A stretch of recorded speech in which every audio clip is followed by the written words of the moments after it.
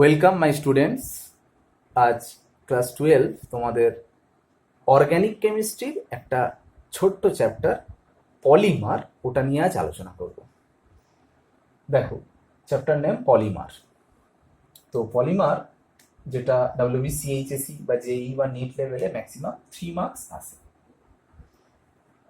তো প্রথমেই বলা যেটা হচ্ছে ক্লাস 10-এ তোমরা পলিমার সম্পর্কে জাস্ট ছোট অংশ পড়েছো। পলিমারটা অ্যাকচুয়ালি কি? পলিমার হলো একটা লার্জ মলিকিউল, একটা বড় অণু, যেটা অনেক ক্ষুদ্র ক্ষুদ্র অণুর সমবায়ে গঠিত। কি প্রসেসে? না, পলিমারাইজেশন প্রসেসে গঠন হয়। দেখো, তোমার একটা পিকচার দেখাই, এইরকম একটা ছবি দেখো। দেখো, মনোমার্স, পলিমারাইজেশন প্রসেস, পলিমার। দেখো পলিমারটা যে ফর্ম হয়েছে, দেখো ওই যে ছোট ছোট ছোট ছোট ক্ষুদ্র অণুগুলো পরপর জুড়ে গেছে। কিভাবে? না, কোভ্যালেন্ট বন্ড মানে সমযোজী বন্ধনের মাধ্যমে জুড়ে যায়, ওটাকে বলছি পলিমার। তার মানে পলিমার একটা বৃহৎ অণু যেটা ক্ষুদ্র ক্ষুদ্র মনোমারের সমন্বয়ে গঠিত। ওকে, এবারে পলিমার মানেই সঙ্গে সঙ্গে মাথায় চলে আসে যেটা পলিথিন, তাই না? পলিথিনের ফর্মুলা যদি তোমরা দেখো না, ফর্মুলা হচ্ছে এইটা, CH2 bond CH2 bond CH2 bond CH2 bond CH2 bond CH2, মানে এরকম চলতেই থাকলো, দীর্ঘ বড় চেন এরকম। এটা হচ্ছে পলিমার। তো এই পলিমারটা ফর্ম হয়েছে কোথা থেকে? ফর্ম হয়েছে যেটা, সেটা হচ্ছে ইথিলিন থেকে। ইথিলিনের ফর্মুলা হচ্ছে CH2 ডাবল বন্ড CH2। এটা থেকে এটা ফর্ম হয়েছে। তাহলে এটা মনোমার, এটাকে কি বলবো? পলিমার। দেখো, এই মনোমার থেকে এই পলিমার কিভাবে গঠন হয়, তার জন্য অনেক মেকানিজম আছে। সেটা আমি নেক্সট অন্য সময় মেকানিজম পার্ট নিয়ে যখন আলোচনা করব অর্গানিকে, সেখানে ব্যাপারটা ভালো করে বুঝে যাবে। তো এখানে সিলেবাস অনুযায়ী তোমাকে আমি শর্টে জিনিসটা বোঝাচ্ছি। দেখো, ইথিলিন, এই ইথিলিনকে হাই টেম্পারেচার, হাই প্রেশার আর একটা অক্সিজেন ইনিশিয়েটার দিতে হয়। দিলে অ্যাকচুয়াল যেটা হয় না, মুক্তমূলক দ্রুত বিক্রিয়ার মাধ্যমে জুড়ে জুড়ে যায়। মুক্তমূলক মানে ফ্রি র্যাডিক্যাল ফর্মে। যেমন আমি একটা উদাহরণ দিয়ে দেখাচ্ছি। দেখো, এই ধরো CH2 ডাবল বন্ড CH2, তুমি এখানে হাই টেম্পারেচার, হাই প্রেশার, কোনো ইনিশিয়ালাইজার তুমি দিয়েছো। দিলে কি হয় বাস্তবে? না, এই যে CH2 double bond CH2, CH2 double bond CH2 অনেক মলিকিউল যে থাকে না, এই মলিকিউলগুলো কি হয় জানো তো? এই পাই বন্ডটা ভেঙে যায়, ভেঙে গিয়ে মুক্তমূলক তৈরি হয়, মানে ডট তৈরি হয়। একইভাবে এইখানে ওই ডাবল বন্ডটা ভেঙে গিয়ে এখানে একটা ডট, এখানে একটা ডট ফর্ম হচ্ছে। তাহলে এই ডটের সাথে এই ডট জুড়ে গিয়ে একটা বন্ড হতে পারে, এই ডটের সাথে জুড়ে গিয়ে আর একটা CH2 CH2 সঙ্গে বন্ড হতে পারে, আর একটা রকম ভাবে জুড়ে গিয়ে বন্ড হতে পারে। মানে ভালো করে দেখো, এইটা এই এই এই যে ইথিলিন অণু তো অনেক আছে।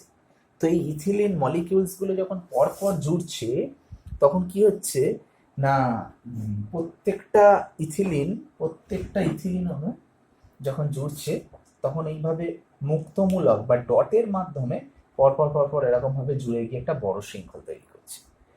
তো এই যে ঘটনাটা ঘটলো, দেখো এটা মনোমার, এটা পলিমার। দেখো বারবার রিপিটিং ইউনিটসটা, দেখো এইটাই বারবার রিপিট হচ্ছে। তার মানে আমি এটা রিপিটিং ইউনিটস বা স্ট্রাকচারাল ইউনিট কোনটা বলো তো? যদি পরীক্ষায় বলে তোমাকে স্ট্রাকচারাল ইউনিট বা রিপিটিং ইউনিট লিখতে হবে, এটা CH2 বন্ড CH2। তো এটাই বারবার রিপিট হয়ে ওইটা ফর্ম হচ্ছে। তো সেই কারণে আমি যদি পলিমারটাকে শর্টে লিখি, এত বড় চেনটাকে তো আমি এরকম ভাবে লিখবো না। এত বড় চেনটাকে আমি যদি শর্টে লিখি, কিরকম ভাবে লিখবো? না, CH2 bond CH2 hole n। Hole n মানে বুঝতে পারছো, এটাই তো n সংখ্যক, বারবার রিপিট হয়ে তো ফর্ম হয়েছে। তাহলে এটা পলিমার, মানে এটা পলিথিন, এটা ইথিলিন। কোয়েশ্চেন হচ্ছে, তোমাকে পরীক্ষা কেমন কোয়েশ্চেন দেবে? তোমাকে দেবে হয়তো পলিথিনের মনোমারের নাম ও সংকেত লেখো। তুমি বলে মনোমারের নাম হচ্ছে ইথিলিন, আর সংকেত মানে এটা লিখতে হবে CH2 ডাবল বন্ড CH2। আর বলবে পলিথিনের সংকেত মানে এটা CH2 বন্ড CH2 হলে এটা দিতে পারে। ওকে,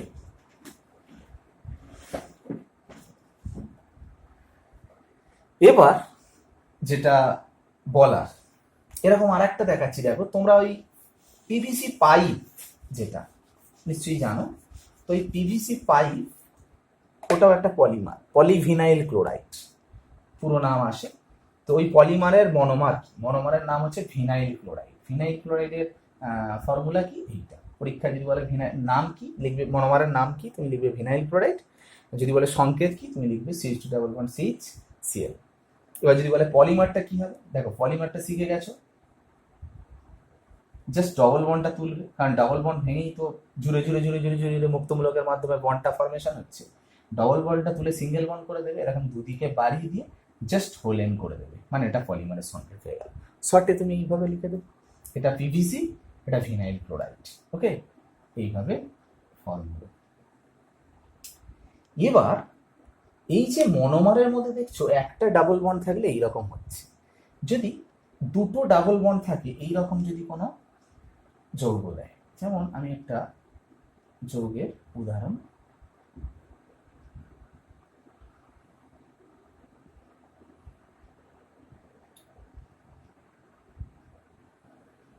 এই উদাহরণটা দিলাম। ভাবো এই একটা কম্পাউন্ড, এর যদি আমি পলিমারাইজেশন করি তাহলে কি ফর্ম হবে? যেমন এখান থেকে পলিমার ফর্ম করলে কি হলো, দেখো ডাবল বন্ডটা তুলে দিলে জাস্ট সিঙ্গেল বন্ড করে এটা আর এটা বাড়িয়ে দিয়ে হোল এন্ড করে দিলে, মানে এটাই পলিমার। এইখানটায় কি হবে, তখন এখানেও যখন জুড়বে তখন এই অণুটাই বারবার বারবার বারবার পাশাপাশি থেকে জুড়বে। তো কিভাবে জুড়ে, দেখো দেখো এই মলিকিউলসটাই আমি আরেকবার আঁকছি, CH2 double bond C, CH3, CH double bond CH2। ওকে, দেখো এখানে যখন জোড়ে এই ডাবল বন্ডটা রেজোন্যান্সের মাধ্যমে ডট রিঅ্যাকশন হয়ে জুড়ছে। ভালো করে খেয়াল করো, এই বন্ডের একটা ডট আর এইখানের একটা ডট মিলে এখানে বন্ড করছে, মানে দেখো এই বন্ডটা এখানে চলে আসছে, এই বন্ডটা ভেঙে এর সাথে বন্ড করছে ডট রিঅ্যাকশন করে, এই ডাবল বন্ডটা গিয়ে এখানটা পড়ছে, এটা গিয়ে এখানে, মানে রেজোন্যান্স হয়ে রিঅ্যাকশনটা হচ্ছে। মানে এই ডাবল বন্ডটা থেকে এখানে বন্ড ফর্মেশন করছে, এটা থেকে এর সঙ্গে জুড়ে যাচ্ছে, এটা গিয়ে এখানে বন্ড করছে, এটা এরকম। ভালো করে খেয়াল করো এই যে মলিকিউলটা রয়েছে সেটা কি চেঞ্জ হচ্ছে, ভালো করে দেখো। তার মানে ডবল বন্ডটা উঠে যাচ্ছে, সিঙ্গেল হয়ে যাচ্ছে, দেখো এই ডবল বন্ডটা সিঙ্গেল হয়ে যাচ্ছে, আর এই যে সিঙ্গেলটা ডাবল হয়ে যাচ্ছে, মানে এই যে CH2, দেখো CH3 লিখলাম, ডাবল বন্ড CH2। ভালো করে খেয়াল করো,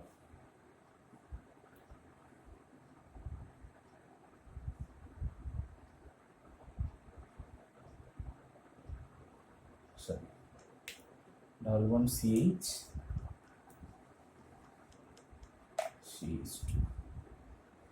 ঠিক আছে। ভালো করে খেয়াল করো, এই যে এখান থেকে এই যে ফরমেশনটা হলো, ভালো করে খেয়াল করো, এই রেজোন্যান্স হয়ে যখন এটা হলো, এইখানটা থেকে এখানে ডাবল বন্ড ফর্ম হলো, এই ডাবল বন্ডটা সিঙ্গেল বন্ড হয়ে গেছে, এই ডাবল বন্ডটা সিঙ্গেল বন্ড হয়ে গেছে।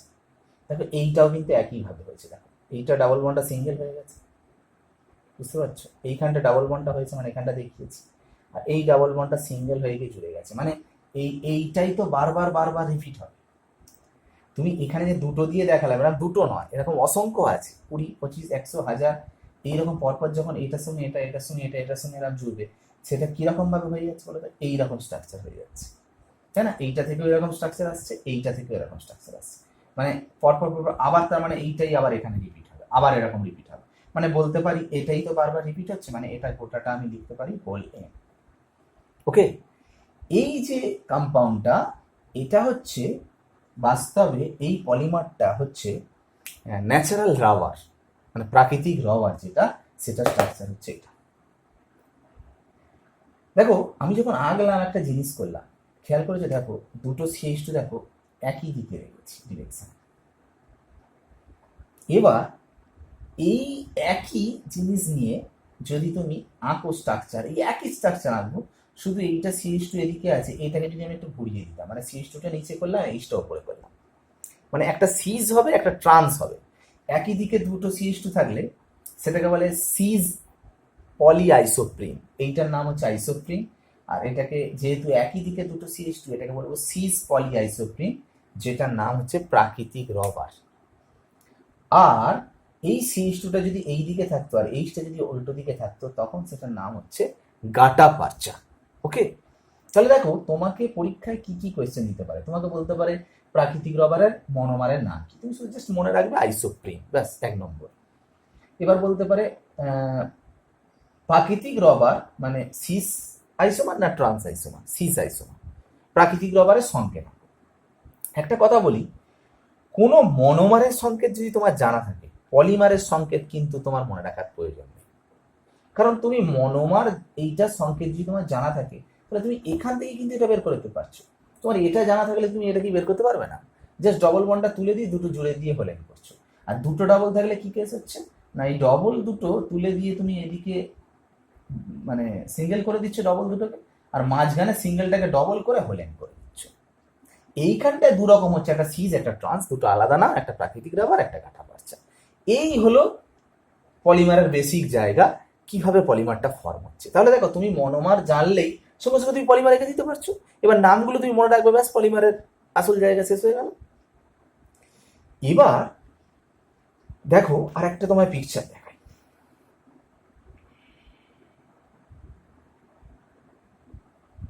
এই যে পিকচারটা ভালো করে খেয়াল করো, উপরে লেখা আছে হোমোপলিমার, নিচে লেখা আছে কোপলিমার। খেয়াল করো, হোমোপলিমারে দেখো সবকটা দেখো একই রকম দেখতে ব্লু কালিতে, কোপলিমারে দেখো তো আলাদা আলাদা রকমের।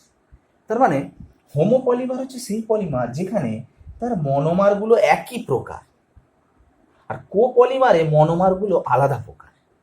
যেমন দেখো পিভিসি মনোমার কি, এটা মানে পিভিসি যখন তৈরি হয়েছে এই মনোমারটা কি একটা জুড়েছে? অসংখ্য, ওই জন্যই তো হলেন দেওয়া হয়েছে। তো এই অসংখ্য যখন মনোমার জুড়ছে, তো ভিনাইল ক্লোরাইডটাই তো জুড়ছে বারবার, একই ভিনাইল ক্লোরাইডটাই তো জুড়ছে। প্রাকৃতিক রবার যখন তৈরি হয়েছে আইসোপ্রিনটাই তো বারবার বারবার জুড়ছে। এটা মানে এগুলো সব হোমোপলিমার। কোপলিমারটা কি, যখন পলিমার ফর্ম হবে এক রকমের মনোমার থাকবে না। এখানে যেমন এক রকমের মনোমার আছে, ওরা এক রকমের মনোমার থাকবে না, 2 রকম 3 রকমের মনোমার থাকতে পারে।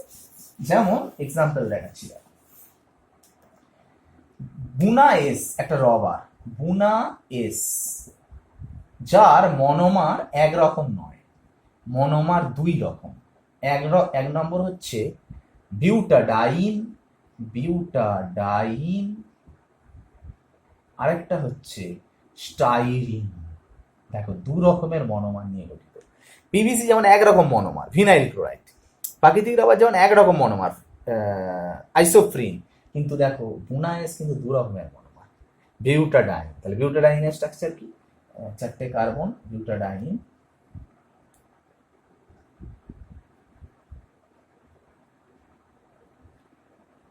এটা হলো স্টাইরিন, স্টাইরিনের ফর্মুলা এটা হচ্ছে স্টাইরিন। এটা বেনজিন মানে পিএইচ দিতে পারে, বেনজিন রিং যেটাকে পিএইচ দিয়ে প্রকাশ করা হয়, জানো তো, বেনজিন রিং।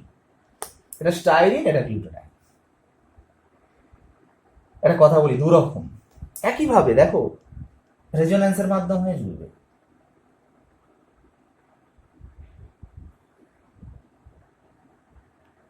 মানে আমি কি লিখবো, দেখো CH2 bond CH, double bond CH, CH2, CH2, CH, PH bond হলেন। আচ্ছা, এখানটা একটা কথা, 2 রকম আলাদা আলাদা মানে মানে এটার সাথে এটা জুড়লো, এরপরে কি দুটো নিয়ে হচ্ছে না, আবার এরপরে কিন্তু আবার এটা থাকবে, তারপর আবার এটা থাকবে, তারপর আবার এটা থাকবে, তারপর আবার এটা থাকবে, এরকম করে চলতে থাকবে। তো মেন এর সঙ্গে এর রেজোন্যান্সের মাধ্যমে রিয়াকশন করে এইটা তো ফর্ম হচ্ছে, তাহলে আবার এর পাশে যেমন এটা এটা আবার রিপিট হবে, আবার তো এইটাই আবার ক্রিয়েট হবে। তার মানে আমি এইটা দিয়ে কিন্তু হোলেন করে দিতে পারি, বুঝে গেল? এটাই হচ্ছে পলিমার। তার মানে যখন কোপলিমার হবে, দুটো আলাদা মনোমার, তার মানে দুটো লিখে এইভাবে করে কোপলিমারের গঠনটা দেখাতে হবে। তবে একটা কথা মনে রাখবে, কোপলিমার যে কটা আছে সবসময় মাথায় রাখবে এই CH2 গুলো যেন মুখোমুখি থাকে, মানে এটাকে যদি একটু ঘুরিয়ে করো তখন কিন্তু সেই পলিমারটা ফর্ম হবে না। যে কটা তোমাদের পলিমার সিলেবাসে আছে কোপলিমার, সবসময় CH2 গুলোকে মনে রাখবে মুখোমুখি রাখতে হবে। ওকে, এই গেল হোমোপলিমার কোপলিমার বুঝতে পারলে। আর একটা কথা যেটা হচ্ছে কন্ডেনসেশন পলিমার আর অ্যাডিশন পলিমার। এখন পর্যন্ত যা যা করালাম সব হচ্ছে অ্যাডিশন পলিমার, মানে এই যে পলিমার ফর্ম করালাম, দেখো কোনো ক্ষেত্রে কোনো কিছু মলিকিউলস বাইরে বেরিয়ে গেছে এরকম কিছু হয়েছে? কিছু বেরোয়নি, দেখো সব অ্যাডিশন জুড়ে গেছে। কিছু পলিমার আছে যেটা ফর্ম হওয়ার সময় কিছু ক্ষুদ্র অণুর অপসারণ ঘটবে, মানে কিছু ক্ষুদ্র অণু বেরিয়ে যাবে। সাধারণত সেই পলিমারের ক্ষেত্রে হয় যেখানে মনোমারগুলোর মধ্যে একটা ফাংশনাল গ্রুপ থাকে, কার্যকরী গ্রুপ থাকে। যেমন বিখ্যাত উদাহরণ, very very important polymer nylon 66। Nylon 66 এটা একটা পলিমার। যদি বলে এর মনোমার কি কি লিখতে হবে, এক মনে রাখতে হবে অ্যাডিপিক অ্যাসিড, অ্যাডিপিক অ্যাসিড। দুই হেক্সামিথিলিন ডাইঅ্যামিন, হেক্সামিথিলিন ডাইঅ্যামিন। দেখো হেক্সামিথিলিন ডাইঅ্যামিন যদি আমি সংকেত আঁকি NH2 CH2 হোল 6 NH2, আর অ্যাডিপিক অ্যাসিডের যদি সংকেত আঁকি তাহলে COOH CH2 হোল 4 COOH। দুরকম আগলাম ঠিকই, যখন পলিমার হবে কিন্তু এটা এটা আবার এটা আবার এটা আবার এটা আবার এটা আবার এটা আবার এটা আবার এটা আবার এটা এরকম ভাবে জুড়বে। তো দেখো আমি পলিমার যখন ফর্ম হয় অ্যাকচুয়ালি এখানে কিভাবে ফর্ম হয়, এই যে ক্ষুদ্র অণুর অপসারণ ঘটে যেটা জল অণু বেরিয়ে যায় H2O মলিকিউল। কিভাবে? এই COOH গ্রুপের OH আর NH2 এর H, দেখো এখান থেকে জলটা বেরিয়ে যায়। ঠিক দেখো এই এই যে এটা এর পাশে যেটা এটা আছে, দেখো এইখানে COOH গ্রুপ আছে, এর এর পাশে কিন্তু কিন্তু আবার এইটা আসবে, মানে আবার যখন জল বেরোবে দেখো এর OH আর ওর পাশের H নিয়ে জলটা বেরোবে, মানে এর OH টা বেরিয়ে যাবে। সেরকম এর আগে নিশ্চয়ই এই এই অ্যাডিপিক অ্যাসিডটা রয়েছে, মানে এই NH2 এর H বেরিয়ে যাবে আর ওর OH টা বেরিয়ে যাবে জলটা। বুঝে গেল কথা? তো মেন তাহলে পলিমারের স্ট্রাকচারটা কি হলো বলো তো, NH H তো বেরিয়ে যাচ্ছে, CH2 hole 6 NH CO CH2 hole 4 CO, এইটা হচ্ছে নাইলন 66 বললেন, এটা করলে নাইলন 66। 66 কেন বলা হলো? দেখো এই সাধারণত এই নাইলন কম্পাউন্ড যেখানে ডাইঅ্যামিন আর ডাইকার্বক্সিলিক অ্যাসিডের ফর্মে মানে অণুযুক্ত হয়ে যখন গঠন হয় তখন এই মনোমারগুলোর কার্বন সংখ্যার ভিত্তিতে নামকরণটা করা হয়। দেখো এখানেও মোট কার্বন দেখো 6টা, এই মনোমারেও দেখো 4টে কার্বন আর 2টো কার্বন, 6টা কার্বন। এই 6টা কার্বন আছে বলে 66। যদি 6টা আর 10টা কার্বন থাকতো তাহলে নাইলন 610 হতো, তাই না? এই হচ্ছে কন্ডেনসেশন পলিমার। কেন কন্ডেনসেশন পলিমার? ক্ষুদ্র অণু বেরিয়ে গেল। আগে যে এক্সাম্পলগুলো দেখালাম দেখো ওখানে কোনো ক্ষুদ্র অণু বেরোয়। ওকে, এটা গেল। এরপর বিভিন্ন পলিমার সম্পর্কে যে আছে সেগুলো তোমরা বেসিক টেক্সট বই ফলো করলে জিনিসগুলো বুঝে যাবে। যেমন জানো নিশ্চয়ই যেটা হচ্ছে জৈব বিশ্লেষ্য, বায়োডিগ্রেডেবল পলিমার, নন বায়োডিগ্রেডেবল। নিশ্চয়ই জানো প্লাস্টিক মাটিতে রেখে দিলে দীর্ঘদিন যাবত ওগুলো ব্যাকটেরিয়া ছত্রাক দ্বারা বিশ্লিষ্ট হয় না, নন বায়োডিগ্রেডেবল, তাই না? পরিবেশ দূষণ ঘটায়। এই ধরনের পলিমার কোনগুলো হয়, কোনগুলো বায়োডিগ্রেডেবল হয়, এগুলো একটু জেনে রাখা। হ্যাঁ, নামগুলো ডেফিনেশনগুলো একটু জেনে রাখলে। পলিমারের আবার কিছু ভাগ আছে, পলিমারের গঠনের ভিত্তিতে ভাগ আছে। গঠনের ভিত্তিতে ভাগ বলতে কোনো কোনো পলিমার শৃঙ্খলে দেখবে পলিমার শৃঙ্খলটা এরকম রৈখিক হয়, সরল রৈখিক হয়। আবার কোনো কোনো যেটাকে রৈখিক পলিমার বলে। আবার কিছু কিছু পলিমারে দেখবে এরকম রৈখিক আছে তার মাঝেই শাখা পোশাখা থাকে এইরকম। হ্যাঁ, এটা হচ্ছে শাখাযুক্ত পলিমার বলে। একটা রৈখিক পলিমার, একটা শাখাযুক্ত পলিমার। আবার আরেকটা হয় যেটা হচ্ছে জালক পলিমার। ভালো করে শোনো, জালক পলিমার। জালক পলিমারটা কি? এই শাখাযুক্ত পলিমার একাধিক অণুকে যদি তুমি হিট করো, মানে এই শাখাযুক্ত পলিমার ধরো দুখানা এরকম শাখাযুক্ত পলিমারকে নিয়ে তুমি হিট করেছো, করলে কিরকম হয়, এই শাখার সঙ্গে আর একটা এরকম শাখা যুক্ত অণু পলিমার পরস্পর জুড়ে গিয়ে এরকম মাঝখানে আড়াআড়ি বন্ধনের মাধ্যমে একটা জালক তৈরি করে দেয়। শাখাযুক্ত পলিমারের কিছু অণু, ভিন্ন অণু নিয়ে হিট করলে জুড়ে গিয়ে মাঝখানে আড়াআড়ি বন্ধনের মাধ্যমে একটা জালক তৈরি করে, যেটাকে বলা হয় জালক পলিমার। রৈখিক পলিমার থেকে করা যায়, রৈখিক পলিমারে কি করতে হবে, 2 অণু বা অনেকগুলো n সংখ্যক অণু নিয়ে তোমাকে সালফার দিতে হবে। সালফার দিলে কি হয়, রৈখিক পলিমার হলেও এরকম যে রৈখিক পলিমার থাকে না, ওই রৈখিক পলিমার হলে মাঝখানে এরকম সালফারের আড়াআড়ি বন্ধন হয়, সালফারের। এই প্রসঙ্গে বলে নিই, ওই যে প্রাকৃতিক রবার বললাম, প্রাকৃতিক রবার সাধারণত রৈখিক পলিমার হয় এইরকম। রৈখিক পলিমার হলে কি হয় জানো তো, কিছু বৈশিষ্ট্য যেমন ফ্লেক্সিবিলিটি অতটা থাকে না, হ্যাঁ, জল শোষণ করে ফুলে ওঠে, অতটা টান শক্তি থাকে না, তাই জন্য কি করা হয়, ওদেরকে সালফার দিয়ে একটা প্রসেস আছে, প্রসেসটার নাম হচ্ছে ভালকানাইজেশন। সালফার দিয়ে ফোটালে ভালকানাইজেশন করলে এই ধরনের জালক হয়।